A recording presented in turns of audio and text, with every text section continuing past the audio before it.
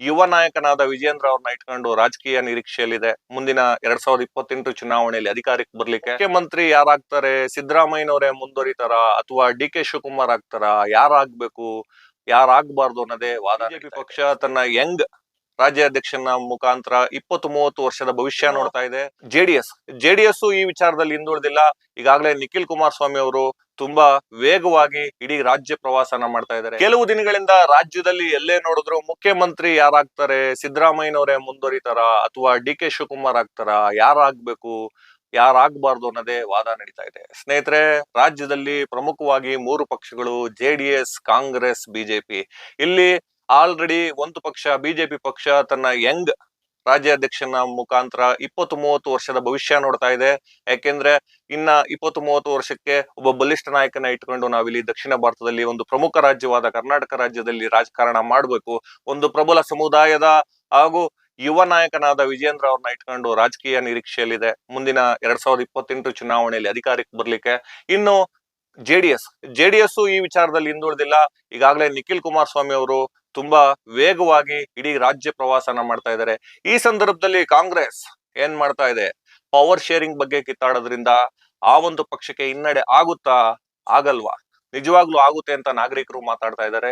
ಯಾಕೆಂದ್ರೆ ಈಗ ಆಲ್ರೆಡಿ 75 ವರ್ಷ ಸಿದ್ದರಾಮಯ್ಯನವ್ರಿಗೆ ತುಂಬಿದೆ. ಸಿದ್ದರಾಮಯ್ಯನವ್ರು ಅದೇ ಮಾತು ಹೇಳ್ತಾ ಇದ್ದಾರೆ, 75 ತುಂಬಿದೆ, ನಾನು ಈ ಅವಧಿನ ಮುಗಿಸ್ತೀನಿ, 2028ಕ್ಕೆ ಬೇಕಾದ್ರೆ DK ಶಿವಕುಮಾರ್ ಆಗ್ಲಿ ಅಂತ.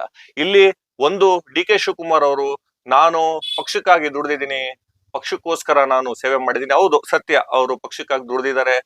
ಪಕ್ಷದ ಸಂಕಷ್ಟದ ಸಂದರ್ಭದಲ್ಲಿ ಅವರು ಪಕ್ಷದ ಜೊತೆ ನಿಂತಿರೋದ್ರಲ್ಲಿ ಯಾವುದೇ ಅನುಮಾನದ ಮಾತಿಲ್ಲ.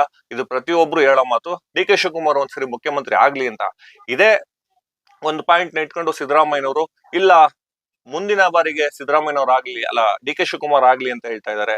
ಆದ್ರೆ ಮುಂದೆ ಈಗ DK ಶಿವಕುಮಾರ್ ಅವ್ರು ಈಗೂ ಯೋಚನೆ ಮಾಡಿರ್ಬೋದು, ಈಗ ನಾನು ನನ್ನ 2.5 ವರ್ಷದ ಒಂದು ಅವಧಿಗೆ ನನ್ನ ಮುಖ್ಯಮಂತ್ರಿ ಮಾಡಿ ಅನ್ನೋದ್ರ ಮುಖಾಂತರ ಮುಂದೆ 2028ರಲ್ಲಿ ನಾವು ಅಧಿಕಾರಕ್ಕೆ ಬಂದ್ರೆ ಇನ್ಯಾರಿಗೂ ಇಲ್ಲ, DK ಶಿವಕುಮಾರ್ ಅವ್ರಿಗೆ ಅವಾಗ ಮಾತು ಕೊಟ್ಟಿದೀವಿ ಅಂತ ಹೇಳ್ಸೋ ರೀತಿ ಒಂದೇನಾರ ಪ್ಲಾನ್ ಮಾಡಿದ್ರ ಆ ತರನೂ ಆಗಿರ್ಬೋದು. ಇಲ್ಲ ಅಂದ್ರೆ ಸ್ವಾಭಾವಿಕವಾಗಿ ಈಗ ನಾನು ನಾಗರಿಕರ ಒಂದು ಅಭಿಪ್ರಾಯನ ಅಲ್ಲಿ ಇಲ್ಲಿ ಕೇಳಿದಾಗ DK ಶಿವಕುಮಾರ್ ಒಂದ್ಸರಿ ಆಗ್ಬೇಕು, ಅವರು ಪಕ್ಷಕ್ಕೆ ಸೇವೆ ಸಲ್ಲಿಸಿದ್ದಾರೆ ಅಂತ ಹೇಳ್ತಾ ಇದಾರೆ. ಈಗ ಸಿದ್ದರಾಮಯ್ಯನವ್ರ ವಾದದಲ್ಲೂ ಒಂದು ವಿಚಾರ ಇದೆ, DK ಶಿವಕುಮಾರ್ ಅವ್ರ ವಾದದಲ್ಲೂ ವಿಚಾರ ಇದೆ. ಹಾಗಂತ ಯಾರು ಮುಖ್ಯಮಂತ್ರಿ ಆದ್ರೆ ನಮ್ಗೇನು ಅನ್ನೋ ಒಂದು ಸ್ಥಿತಿಲೂ ನಾವಿಲ್ಲ. ಯಾಕೆಂದ್ರೆ ನಾವು ಕಟ್ಟುವಂತಹ ತೆರಿಗೆ ಹಣನ ಸಮರ್ಪಕವಾಗಿ ನಮ್ಗಳಿಗೆ ಯೋಜನೆ ಮುಖಾಂತರ ತಲುಪಿಸುವಂತ ಅಧಿಕಾರನ ನಾವು 5 ವರ್ಷಕ್ಕೊಂದ್ಸರಿ ಇದೇ ರಾಜಕಾರಣಿಗಳು ಕೊಟ್ಟಿರ್ತೀವಿ. ಹಾಗಾಗಿ ರಾಜಕಾರಣನು ನಮ್ಮ ಜೀವನದ ಒಂದು ಅವಿಭಾಜ್ಯ ಅಂಗ ಆಗುತ್ತೆ. ಇನ್ನು ಕಾಂಗ್ರೆಸ್ ಲಾಂಗ್ ಟರ್ಮ್ ಫ್ಯೂಚರ್ ನೋಡೋದೇ ಆದ್ರೆ ಈಗಿನ ಯುವ ಶಾಸಕರುಗಳನ್ನ ಪ್ರಬುದ್ಧತೆ ಆಗಿ ಅವ್ರನ್ನ ಮುನ್ನೆಲೆಗೆ ತರುವಂತ ಅನಿವಾರ್ಯತೆ ಅವ್ರಿಗೂ ಇದೆ. ಯಾಕೆಂದ್ರೆ ಅವರು ಈಗ ಬಿಜೆಪಿ ಜೆಡಿಎಸ್ ಮಾಡಿರುವಂತ ಸ್ಟ್ರಾಟಜಿನ ಅವರು ಮಾಡ್ಬೇಕು. ಯುವ ನಾಯಕರುಗಳನ್ನ ರಾಜ್ಯಾಧ್ಯಕ್ಷರು ಹಾಗೂ ಪ್ರಮುಖ ಸ್ಥಳಗಳಲ್ಲಿ, ಪ್ರಮುಖ ಸ್ಥಾನಗಳಲ್ಲಿ ನೀಡಿ ಅವ್ರನ್ನ ಮುನ್ನೆಲೆಗೆ ತರುವಂತ ಒಂದು ಅನಿವಾರ್ಯತೆ ಈಗ ಕಾಂಗ್ರೆಸ್ ಪಕ್ಷಕ್ಕೂ ಇದೆ. ಈಗ ಕಾಂಗ್ರೆಸ್ ನಲ್ಲಿ ಹಂಗೆ ನೋಡ್ತಾ ಹೋದ್ರೆ ಸುಮಾರು ಜನ ಯುವ ನಾಯಕರಿದ್ದಾರೆ. ಮಧು ಬಂಗಾರಪ್ಪ ಆಗ್ಬೋದು, ಪ್ರದೀಪ್ ಈಶ್ವರ್ ಆಗಿರ್ಬೋದು, ಇನ್ನೂ ಹಲವಾರು ನಾಯಕರು ಇದಾರೆ. ಅಲ್ಲೂನು ಅವರೆಲ್ಲ ಮುನ್ನೆಲೆಗೆ ತರುವಂತ ಪ್ರಯತ್ನ ಅವರು ಮಾಡ್ಬೋದು. ಸಂತೋಷ್ ಲಾಡ್ ಇದ್ದಾರೆ, ಹೀಗೆ ಇನ್ನ ರಾಮಲಿಂಗಾರೆಡ್ಡಿ ಮಗಳಿದ್ದಾರೆ. ಈ ರೀತಿ ನೋಡ್ತಾ ಹೋದ್ರೆ ಸುಮಾರು ಇದಾರೆ. ಅವ್ರಿಗೂನು ಅವರು ಕಾಂಗ್ರೆಸ್ ಫ್ಯೂಚರ್ ಯೋಚನೆ ಮಾಡೋದಾದ್ರೆ ಅವರು ಈಗ್ಲೇ ದೃಢ ನಿರ್ಧಾರ ತಗೊಂಡು ಮುಂದಿನ ಯುವ ಪೀಳಿಗೆಯ ಒಂದು ಕಾಂಗ್ರೆಸ್ ಪಕ್ಷನ ಮುನ್ನಡೆಸೋಕೆ ಸಮರ್ಥರಾಗಿರುವಂತಹ ಯುವ ನಾಯಕರುಗಳನ್ನ ಬೆಳೆಸುವಂತ ಅನಿವಾರ್ಯತೆ ಕಾಂಗ್ರೆಸ್ ಪಕ್ಷಕ್ಕೂ ಇದೆ. ಈ ವಿಚಾರದಲ್ಲಿ ಬಿಜೆಪಿ ಜೆಡಿಎಸ್ ಆಗ್ಲೇ ಸ್ಟ್ರಾಂಗ್ ಆಗಿ ಒಂದು ಸ್ಟೆಪ್ ಇಟ್ಟಿದೆ.